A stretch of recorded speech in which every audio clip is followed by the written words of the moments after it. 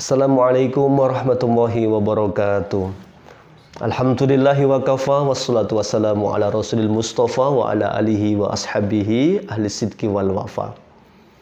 Kaum muslimin yang berbahagia dimanapun Anda berada, kita manusia pasti akan diuji oleh Allah dengan apapun yang Allah inginkan. Ujian itu kadang sesuatu yang menggembirakan kita, dan itu termasuk ujian. Sebagaimana Nabi Sulaiman, demikian mudahnya rezeki yang Allah berikan kepada beliau, tapi beliau sadar itu juga ujian. Ketika beliau ditanya, apa rahasia kehebatan Anda ini ya bisa mendapatkan berlimpah harta ini, beliau menjawab, hadza min fadli Rabbi, ini adalah keutamaan yang Allah berikan kepada saya. Hadza min fadli Rabbi, ya. Liyabluwani, ini semata-mata Allah hendak menguji saya. Ashkuru, apakah dengan semua kenikmatan, kemudahan ini saya akan bersyukur, am akfur, ataukah saya menjadi hamba yang kufur dengan nikmat Allah. Jadi kemudahan ternyata ujian. Karena ada orang-orang yang tidak mampu bertahan dalam kebaikan ketika diberikan kemudahan-kemudahan harta. Dia barangkali soleh ketika sebelum kaya, namun justru ketika sudah kaya, dia jarang interaksi dengan Allah, jarang menuju masjid, jarang membaca Al-Quran, jarang hadir di majelis ilmu karena sibuk dengan dunianya. Berarti belum tentu kemudahan itu membuat dia lebih baik di hadapan Allah Subhanahu wa Ta'ala. Dan barangkali ujian yang lebih banyak menimpa kita adalah kesulitan-kesulitan hidup. Tapi yakinlah bahwa pasti Islam punya solusi menghadapi apapun masalah kita. Salah satu solusi yang diajarkan oleh Islam menghadapi berbagai kesulitan hidup itu Allah sebutkan di dalam surat Al-Baqarah ayat 153. A'udzubillahi minasyaitonirrajim. Ya ayyuhalladzina amanu ista'inu bis-sabri was-shalah. Ya ayyuhalladzina amanu, hai orang-orang yang beriman, ista'inu, ya, minta tolonglah kepada Allah bis-sabri, dengan penuh kesabaran, was-shalah, dan sholat. Artinya dua kunci ini agar kita tidak merasa buntu menghadapi berbagai permasalahan hidup. Yang pertama adalah sabar. Sabar adalah menahan diri untuk tidak suudon kepada Allah. Sabar adalah menahan diri untuk tidak berucap kata-kata yang buruk kepada Allah.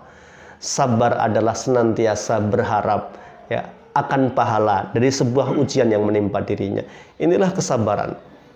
Kalau ulama mendefinisikan sabar ada tiga. Satu, sabar menjalankan perintah Allah. Dan ini tidak mudah. Wa aqimus sholah, dirikanlah sholat. Sholat itu berat sekali. Ya. Wa innaha lakabiratun illa 'alal khashi'in. Sangat berat kecuali bagi orang-orang yang khusyuk ketika menjalankannya. Karena dia menikmati rakaat demi rakaat sholatnya. Yang kedua, sabar menjauhi yang dilarang oleh agama.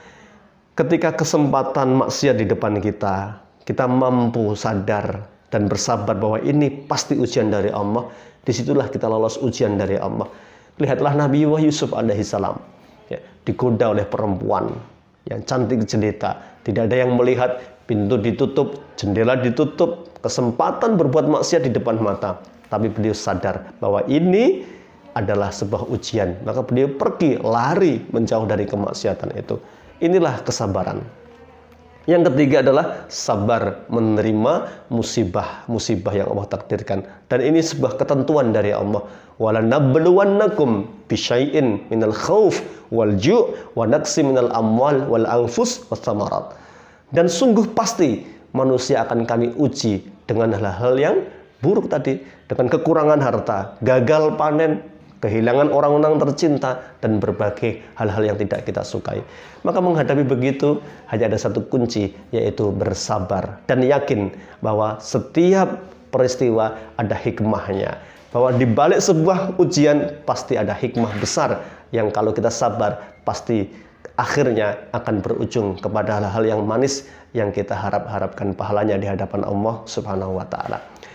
Salat sebagai pelengkap dari kesabaran kita. Kita lihat Rasulullah, Masya Allah, manusia terbaik di muka bumi yang tidak lepas dari ujiannya. Bahkan ujiannya ujian yang selalu berat. Ketika perang Badar, berkecamuk musuh bersenjata lengkap 1000 bersenjata. Muslimin hanya 315 pakai senjata ala kadarnya. Hanya ada satu kuda yang mereka miliki. Malam itu Rasul bermunajat kepada Allah, sholat sepanjang malam. Beliau berdoa, Allahumma ya Allah, intuhlik hadhil isabah lam tu'bad fil ardi abadan. Ya Allah, andaikan pasukan ini, pasukan Badar yang saya bawa ini, tak kau beri kemenangan, lam tu'bad fil ardi abadan. Engkau tidak akan disembah lagi selamanya di muka bumi ini. Lihatlah ketika Rasul menghadapi kegentingan, menyiapkan parit di perang Khandaq. Musuh sudah dekat. Jumlahnya Masya Allah musuh 10.000 pasukan koalisi kafir Quraisy, Yahudi, dan kabilah-kabilah yang benci kepada Islam. Muslim hanya 4.000 bertahan di kota Madinah menggali parit. Ketika menggali parit, jangan bayangkan tanahnya tanah gembur seperti layaknya di tempat kita. Tanahnya berbatu keras.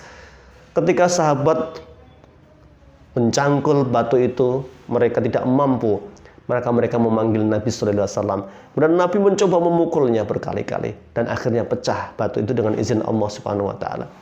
Ketika mereka sudah kelelahan, Nabi kemudian memanggil Bilal, ya Bilal, arihna bis sholah. Wahai Bilal, istirahatkan kita dengan sholat. Jadi sholat itu justru bagi Rasul, bagi sahabat, dan bagi orang soleh harusnya sebagai tempat terbaik. Kita akan curhat kepada Allah apa masalah yang sedang kita hadapi. Pasti ada solusi di balik setiap masalah. Inna ma'al usri yusran, fa inna ma'al usri yusran. Sungguh bersama kesulitan pasti ada kemudahan. Bersama kesulitan pasti ada kemudahan. Maka Anda ketika menghadapi sebuah masalah, segera ambil air wudhu, hamparkan sajadah, menghadap kiblat, sholat, mohon petunjuk kepada Allah agar dimudahkan menyelesaikan berbagai masalah. La yukallifullahu nafsan illa wus'aha. Ingatlah, Allah tidak akan memberikan beban kepada hambanya kecuali sebatas kemampuannya. Yakinlah ketika ujian datang kepada kita, kita sedang akan dilihat oleh Allah, layakkah derajatnya naik ataukah tidak. Kalau kita sabar, yakin di balik sebuah musibah ada hikmahnya, kita insya Allah akan dinaikkan derajatnya oleh Allah Subhanahu wa Ta'ala. Barakallahu fikum, semoga bermanfaat. Assalamualaikum warahmatullahi wabarakatuh.